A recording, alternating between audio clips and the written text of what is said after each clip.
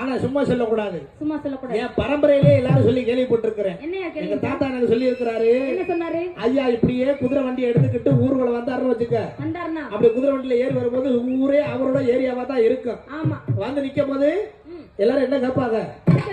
இந்த வயல்ல எவ்வளவு விளைஞ்சிருக்கு? இந்த வயல்ல எவ்வளவு விளைஞ்சிருக்கு? அதெல்லாம் அந்த ஊர் மக்களுக்கு கொடுத்துரு. இந்த வயல்ல எவ்வளவு விளைஞ்சிருக்கு? இதெல்லாம் இந்த ஊருக்கு கொடுத்துரு. இப்படி சொத்து சுகத்தை அனுபவிக்காம தன்னுடைய சொத்து சுகத்தை எல்லாத்தையும் ஊருக்கே கொடுத்து ஊருக்கே படி இழந்து ஏழை மக்களுக்கு வாரி வழங்கி கோயில் பிரவேசம் பண்ண விட்டு எல்லாத்தையும் வளர்த்தெடுத்த மகானுக்கு வாழ்ந்த வரைக்கும் ராசா கணக்கா வாழ்ந்துட்டு போனவர். அப்படிப்பட்ட ராசாவுக்கு யாராவது வந்தா?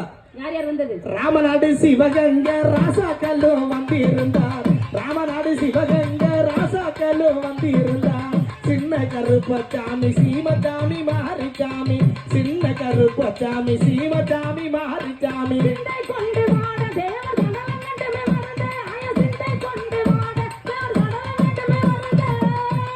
அப்படி மட்டும் சொன்னா பத்தாதுமா? ஆமா.